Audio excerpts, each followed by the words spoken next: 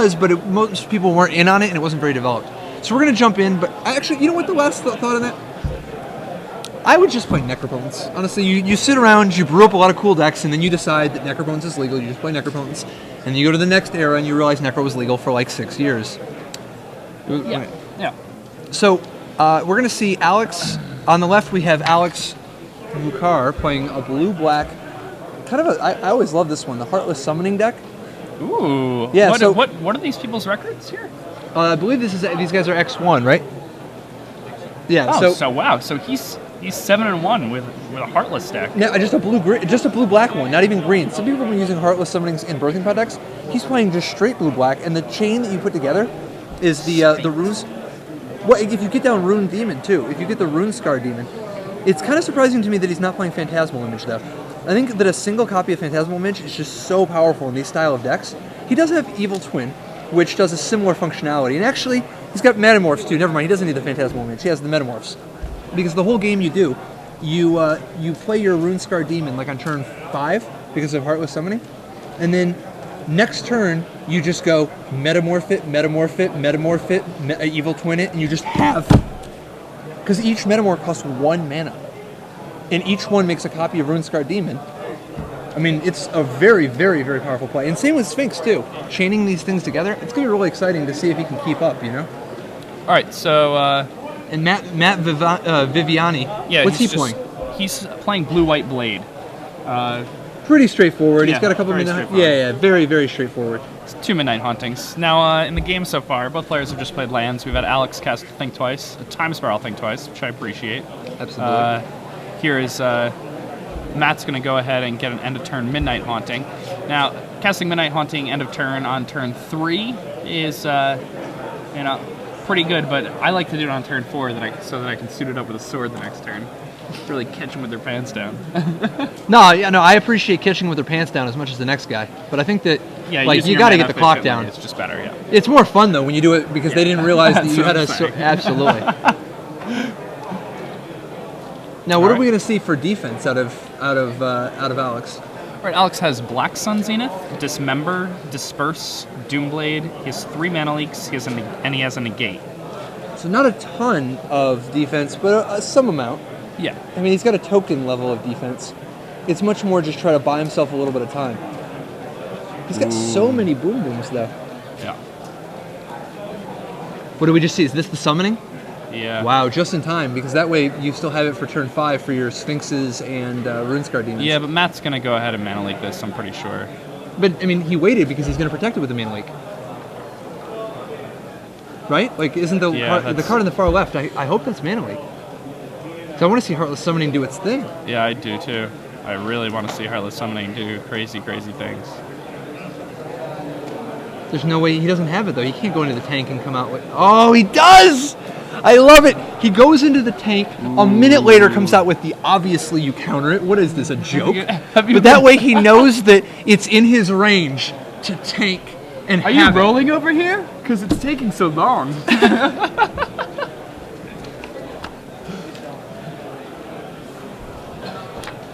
And there's a Mirror Crusader, and you know what I'd like to see this turn? A Sphinx? I would like to see a Factor Fiction.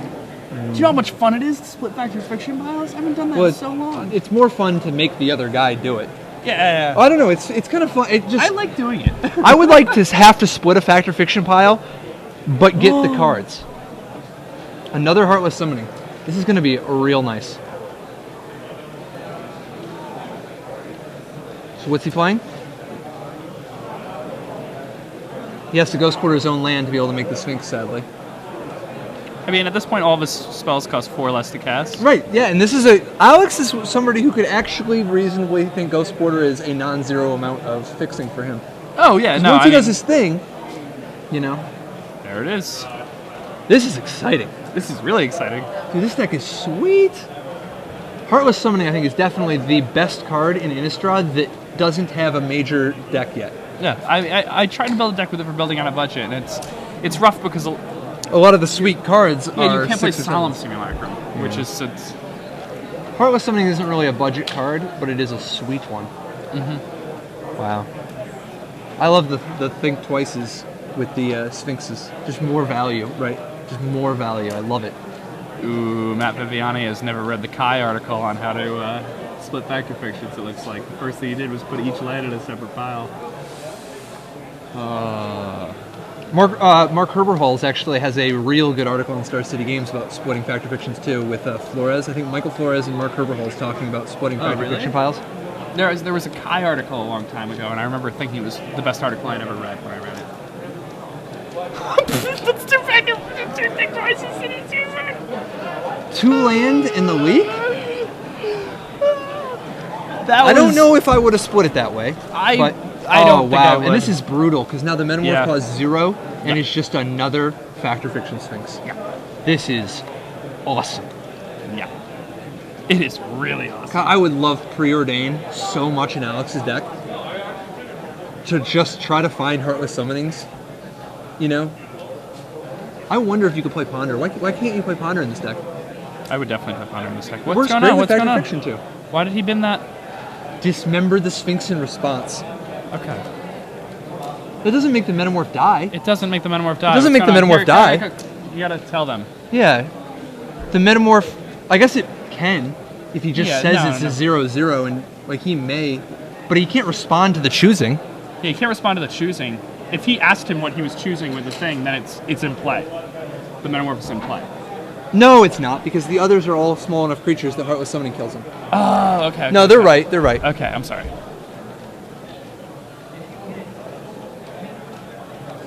Wow. What's that? No. It's actually right. They're right. It's actually right. The Heartless Heartless Summoning Summonings- everything -2/-2. Yeah. So whatever they said, it still worked out. I keep wanting Heartless Summoning to also give all the creatures flash, because it keeps feeling like Olurin. So I want it to really be Olurin, you know?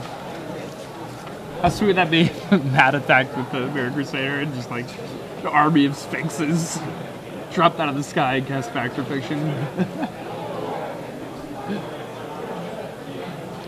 So exciting when you have 2 summonings with Solemn Simulacrum, which just 0 mana. Rampant Growth, draw card. Yeah, it's a good card. Alex is still at... Alex is what, 18? 18. Okay.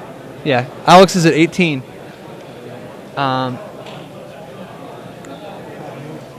Matt can't be at 14, though. Matt's at 16, right? Yeah, I think Matt's life total probably got ticked for the Midnight Haunting attack. So Matt's at 16 and Alex is at 18. We'll get that fixed pretty soon for you guys. And the Matt's got a pretty good board position here now. He's got the Crusader, and because of the fact that Alex has 2 summonings down, he's not going to have any defenders after this is done. So if Matt actually has a sword, he's going to hit him twice with it.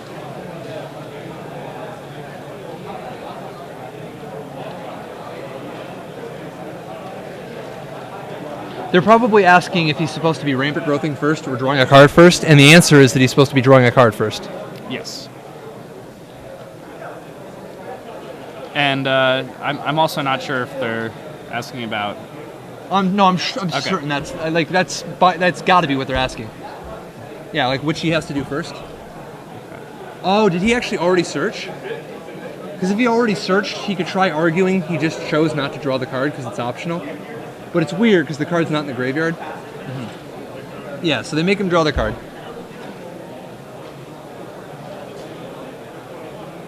Did he search yet? No, he didn't search.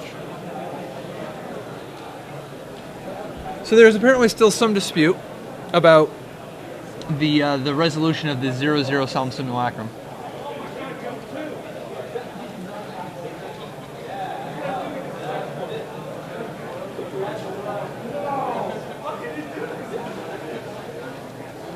Are they going to not let him draw the card? I mean, if he already Rampant Growth.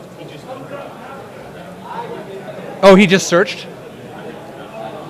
Yeah, because I guess, Matt could be arguing that because he didn't draw the card that he declined to draw the card. You know, even though it wasn't in his graveyard before. Did he search for the land yet, though? I think he already did. I think that he already did. Oh, yeah, because he... Because Ghost Quarter, yeah, he had one less land. Ghost Quarter.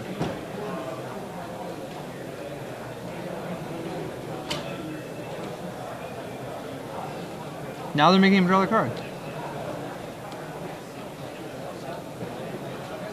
they just resolve those out of order?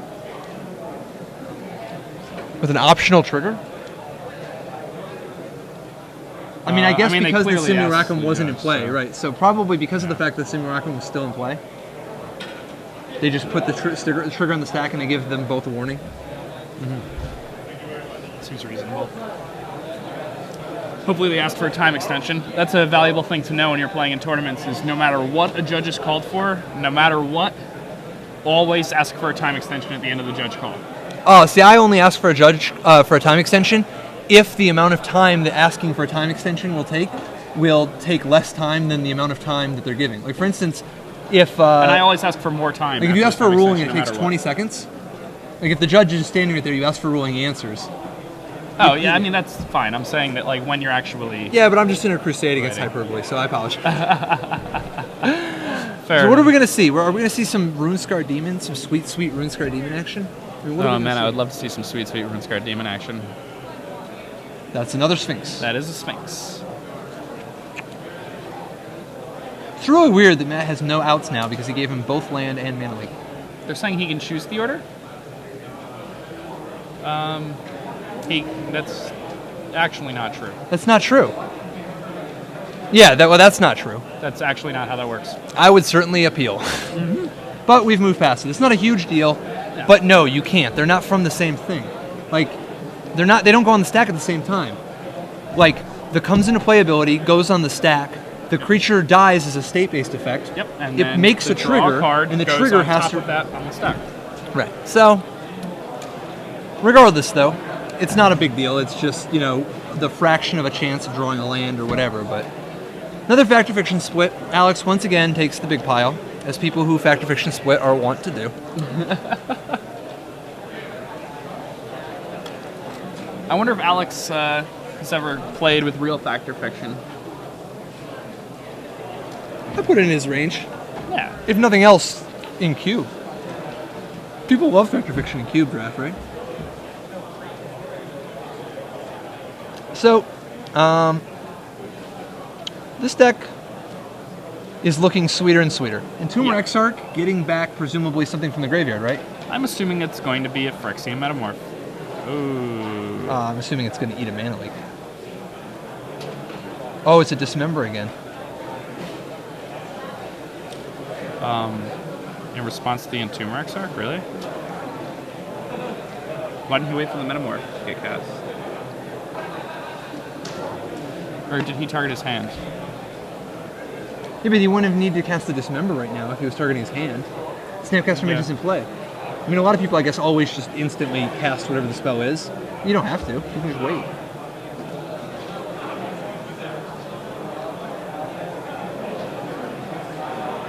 So did he do it in response to the casting of Entomber Exarch? Yeah. It's weird. That is really weird.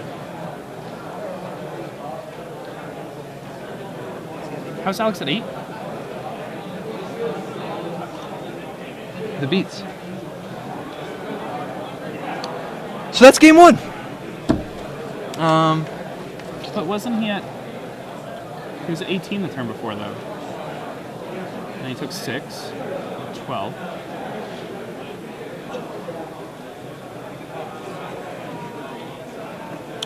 Presumably he took 4. He took 2 from Metamorph. So that's with 10.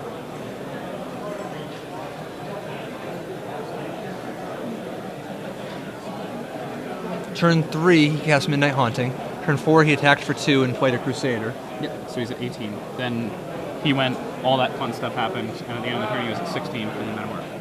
Then his opponent's turn, his opponent attacks him for 6. Maybe the last thing we saw was a second Metamorph being cast. Like the Entomber Exarch, and that's why he did the Dismember play. He just said, I'm going to Entomber my Metamorph or something. Okay. And then the Dismember, he just shows, oh, you're dead and bored. Well, this is confusing to watch.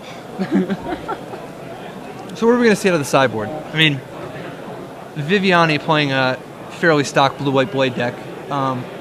He's not going to know for sure what all to bring in, but he's going to bring Celestial Purge for sure. He's going to be happy that he has one of those.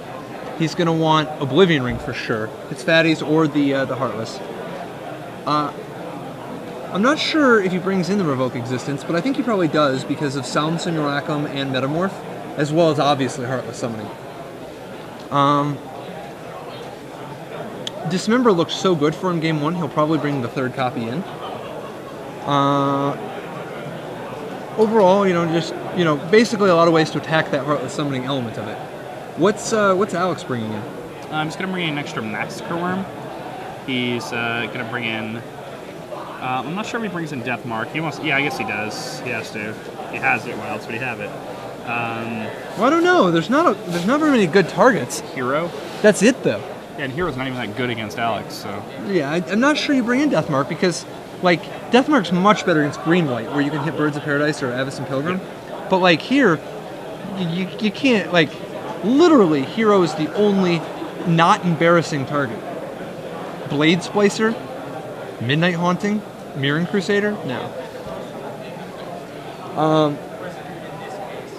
I mean, I guess you could bring it in. You could. But it's, Zenith. I like Zenith.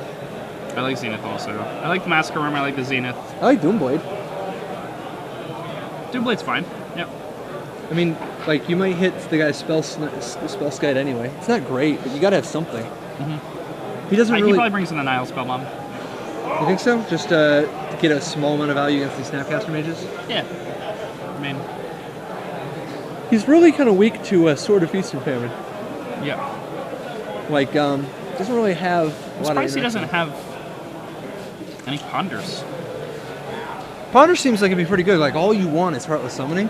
And it's actually a commando combo with Runescar Demon or Sphinx of Uther. You know, like, either way to reset the top of your library.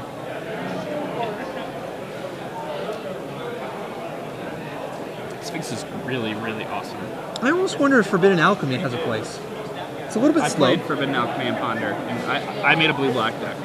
Blue-black Heartless Summoning that was building out a budget a few weeks ago. And I played Ponder and Forbidden Alchemy. But... Building on a budget, by the way. For aspiring deck builders who are... It's not just for people who are on a budget, you know, like aspiring deck builders who are looking to work, who are learning to really master the craft, you know, that, like, particularly those, like, it can be really good for anybody, but, like, particularly people who have, you know, only a couple years experience, like a year or two of experience that actually care about deck building and understanding the principles of deck building, I highly recommend it. Thank you very much. No, I really try to, you know, make it like geared toward people who are trying to become better deck builders. Right, not just copy the latest good deck, which is an important thing for playing well, but it's also, you know, there aren't that many places you can go to learn about how to actually build decks. I mean, one column a year on how to build a proper mana curve, which we talked about earlier. And for what it's worth, building on a budget is actually one of the, I consider it to be a strategy column, but it's one of the columns that I actually read every week, just because I love deck. But it's not as a favor to you, so you don't need to thank me. It's for my own benefit, because you do. I mean, plus the fact that there's actually some sick technology. I mean, that's where one of your building on a budget decks that was a budget deck was the Pyromancer's Ascension deck that Guillaume Metignel said. He's like, yeah, you know, read the column, added Jace's to the sideboard and top 8 or made the national team. I mean, the deck was really good. Absolutely. But anyway, the point is the learning the fundamentals of what sorts of things should you look for in the new card pool. How do you go about figuring out what the problems are to even solve for your deck? You know. So, and that's just I only mention it because like the fact that people ask me often about where they can, you know, that's one of the best places. Conley Woods is another good one for learning how to build a deck, and Mike Flores is another really good one. His column on Star City, the one it's more of a reporter thing he does in the Wizards page, but as far as like reading his column, he definitely walks you through the thought process behind why he's making the decisions he is. Anyway, I don't know. I just love building decks. So do I. Building decks is the best. Dude, it's like Mark Herberhole says. He's like, love brewing more than life itself. Because there aren't many of us who just love brewing more than playing even.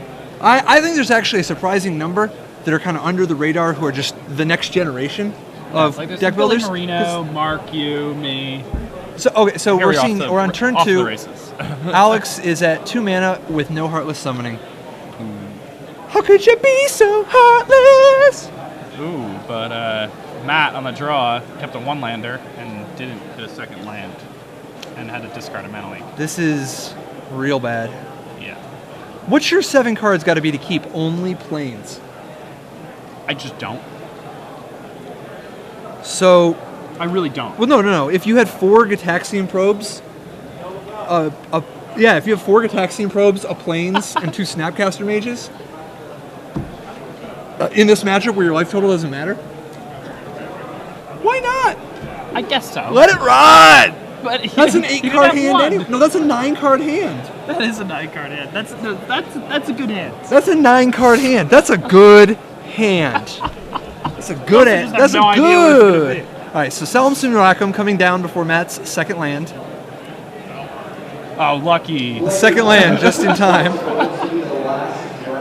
So, do you think Alex goes ahead and Frost Titans to lock down one of those lands? I think that's probably the strongest play in this Or is he spot. going to walk into another Mana Leak? I mean, Matt already... Why does Mana Leak the card you discard here?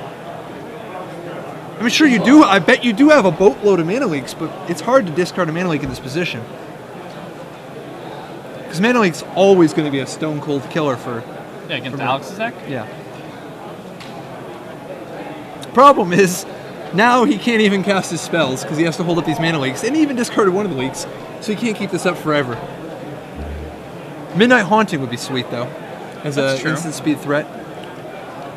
Not that it's going to matter, because Alex is definitely going to work him and run him out of counterspells, you know? Yeah, just run him through a ringer. Yeah, I definitely think that he is definitely a small favorite to pull off the game where he had 5 mana, while Matt had 1.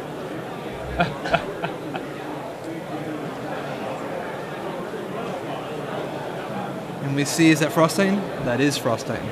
Yeah. So, this is, we're going to see another Mana Leak. Definitely a little wild discarding the first Mana Leak, but, you know. Imagine how sick it would be if he had all 3 in his hand.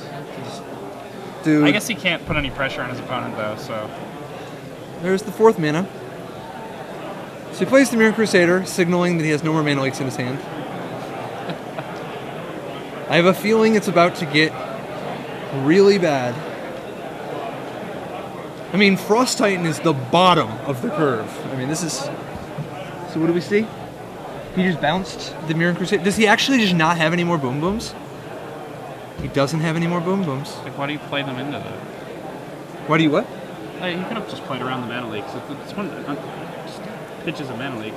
Like, he had the extra lands in his hand. Well, he's got Mana Leak in his hand. Why didn't he just play the Factor Sphinxen?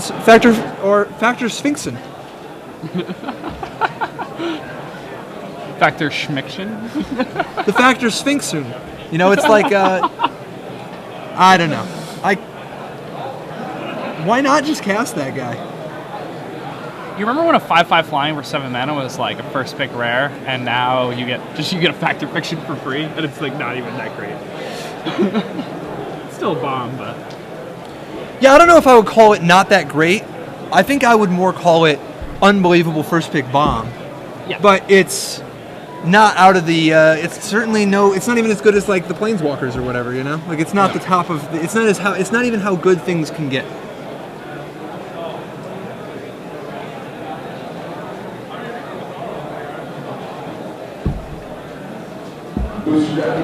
Oh, so part of Alex's little game here is that he wanted to bounce it and counter it on the way back down. Mm-hmm. Completely preserving his life total, probably figuring, you know what, I can Sphinx whenever I want. Is that a revoke existence? It is. It is. Not the most effective against simulacrums, but not the worst. At least it doesn't draw the card. It could certainly be worse. Alex's deck is a good example of the kind of deck you do not want to face when you're playing spot removal deck.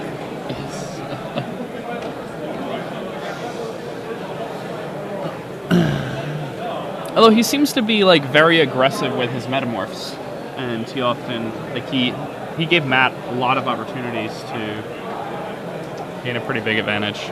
We're going to see a Snapcaster on the revoke. We're going to see a Mana Leak. Le Mana Leak.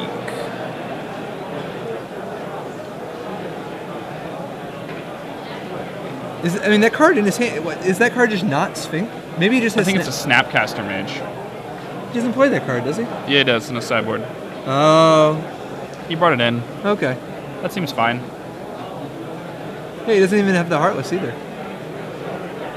So we can still extract value out of the Snapcaster Mage here.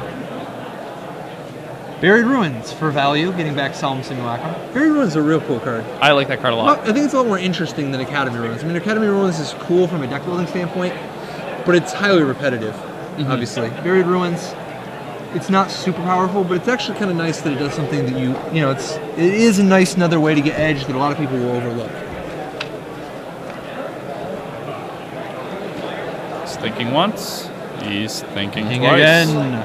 Thinking twice, I guess is the name of the card.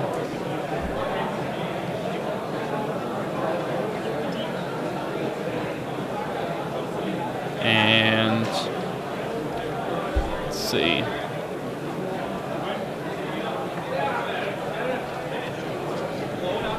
Alex's deck seems so well set up for attrition type battles. Oh yeah, we're just casting Solemn Simulacrums and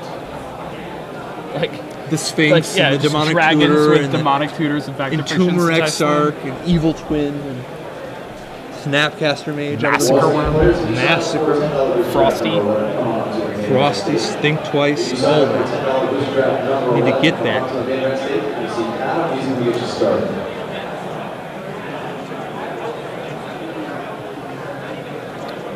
Alright, Midnight Haunting on the end step.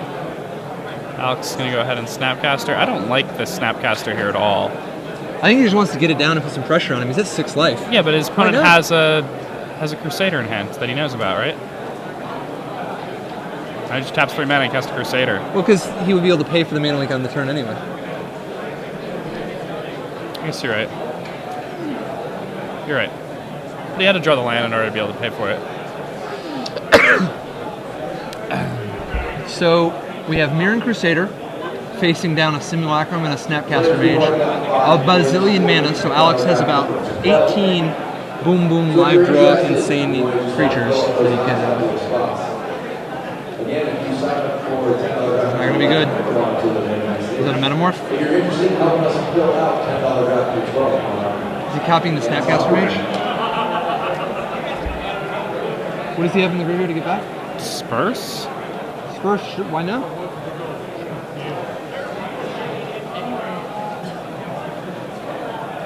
We'll knock Matt to 2. Huh. Even if he blocks with the Nexus. He blocks with the Nexus, he gets knocked to 4 with lethal on board. I mean, obviously the Crusader's coming back down, but... Well, it's not lethal on board because he's just going to block the Snapcaster. It'll be lethal other than the Crusader, right? Because he's got another Snapcaster. Oh, he has a Dismember. Okay. There you go. So, takes 4, drops to 2, facing down 3 lethal creatures. I like this line. Yeah, that seems like a fine line. Hand. Yeah. I didn't know he had the Dismember. So, Matt's down at 2. So, what does Matt have from this position? He doesn't have Wraths or Days or anything, right? Or Timely? None of that? There's no way he has those cards against. Oh, this is after board, though, right? Yeah. Packs it in. The blue-white blade decks really are another example of those tempo-based decks, like the blue-red, where, you know, like sometimes they end up on the more controlling side where they're playing Day of Judgments or whatever.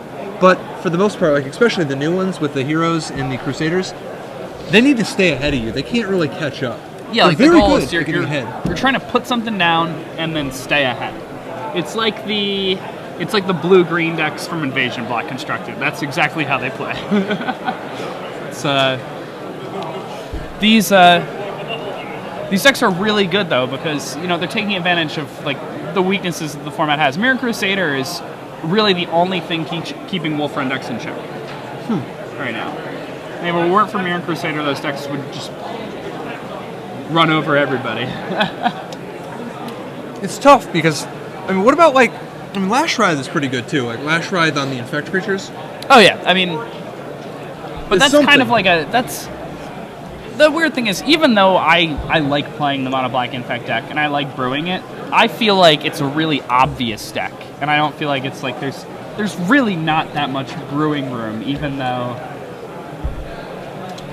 I don't know if you agree with that, but No, I think you're right. I think that if you go down Infect, it kind of pulls you in a certain, like you have to make decisions like Victim of Knights and Doom Blades, like how many of each, and, but it pulls you in a certain direction. And I think it's interesting that a lot of people didn't find the Whispering Spectre element initially, you know, because it's such a different world now where everybody just has one toughness creatures compared to the old world where people were playing Cunning Spark Mage and Searing Blaze and Lightning Bolt and like, I mean, an Inferno Titan. I mean, it's a very, in Pyroclasm, I mean, it's a very different world now. And yeah, I mean, post-board on Magic Online now, a lot of the time I'm siding out my Whispering Spectres and my Plague Stingers. Oh, yeah. Oh, and everybody else is like boarding in Gutshot or whatever. Yeah, and I'm bringing Phyrexian Vat Mothers, and then I just have Skitherex's Phyrexian Vat Mothers. And Crusaders, and they're like, Crusaders, wow, Geist Flame isn't really that good against you. No, not at all.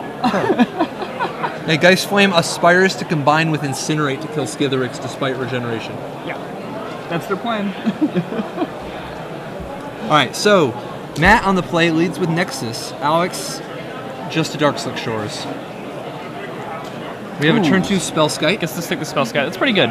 It's going to help make sure that the Crusader, the Crusader or the hero eats the Doomblade. It's going to eventually anyway. Get it out of the way while you can't get blown out by some counterspell or something. Taxian Probe. Let's see what he's working with. Okay. Right out there. Now he does have the Death Mark. You're right.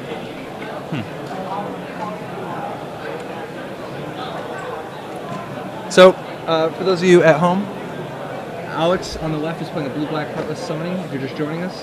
He's got Death Mark, a couple blue spells, a couple more land in his hand. He's facing his Matt Viviani playing blue-white Blade with, no one? Oh, my bad. so, Apparently I'm leaning the wrong way. And they said, lean back, lean back, lean back. So, Matt gets in for 1 Infect after getting a peek at Alex's hand. Alex brought in the Death Marks here, apparently, which are pretty bad against Matt's deck. Yeah, really he's only against got the hero. 3 non-embarrassing targets, but... Players, we just need 2 more people to fill up the last boost we got. We need 2 more. So, Metamorph copies the Crusader, and all things considered, Metamorph's actually a very reasonable answer to Crusader. Yeah. I mean, it can either revoke Existence or an Oblivion Ring, no question. But I mean, and there we see it. Yep, it does in fact get revoked. And Alex is going to drop down to 16 here. Blade decks traditionally have done very well with sideboarding. They have really good options, you know, like efficient answers like Revoke, Divine Offering, Flash Freeze, Purge. Just I don't.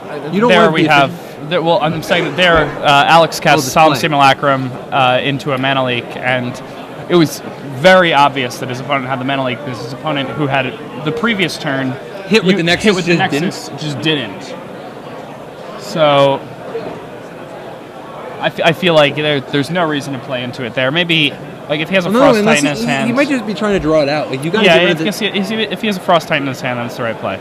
See now there's no way he has a counterspell. He has the Frost Titan in his hand.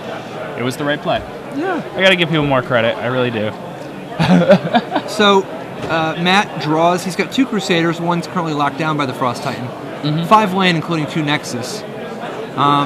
Things are going to start slipping out of hand, though, especially if Alex starts dropping 7s. That's the big problem. Like, the 6s are the early game. Yeah, I mean, I think the big game here is the Massacre Worm. Massacre Worm is a tough one. Yeah. That's an answer to Crusader. Yeah, and I mean, he has 2 of them in his deck post board. What I would give for a Ponder, man. So he actually leaves 1 Nexus home, telegraphing Snapcaster Caster. Mage. Yep. You think he actually has it? Yes. Of course he does. And you can't get around it with Frost Titan tapping a land, because you can still Snapcaster off those land and just have the leak later in the turn, you know? Yeah. I mean, if they... They don't play into it, of course. It would cost you your Snapcaster Mage, but it does buy you the turn no matter what.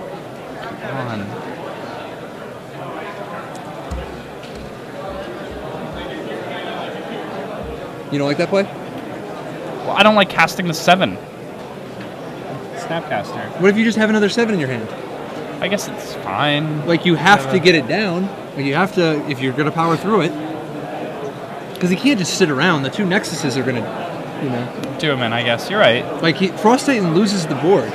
He needs to commit one more thing. He can't beat the board. Man, I wish that death mark was anything else. I know. If that death mark was actual anything.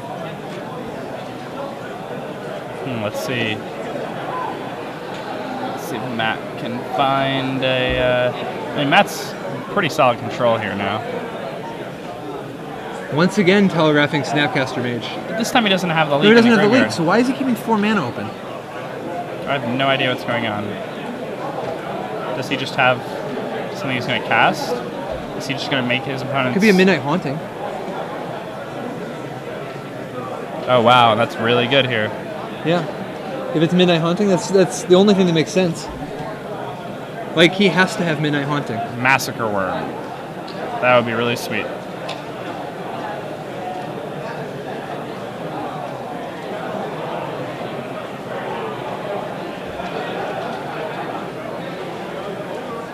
So, Alex down to 6 life with 3 poison counters.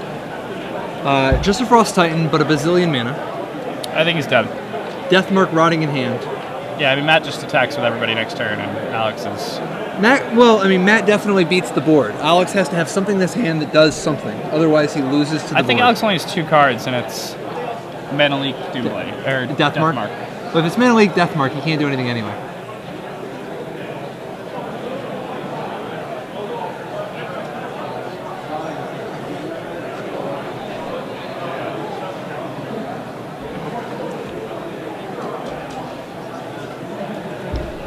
Yeah, I mean, I feel like all the counter spells were telegraphed, like, very clearly.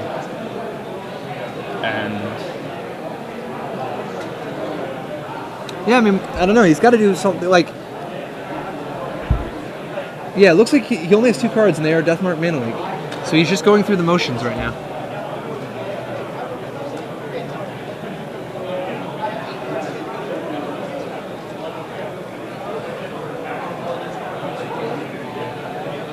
He just doesn't want to show weakness so that in the future, Matt gives him credit for always having potentially, you know, maybe having a Doomblade or whatever. All right, so that's game. Shane, would have been pretty sweet to have a Heartless deck. Zap it. So is that 2-1? Yep, 2-1. Matt Viviani takes it down, playing Blue White Blade. And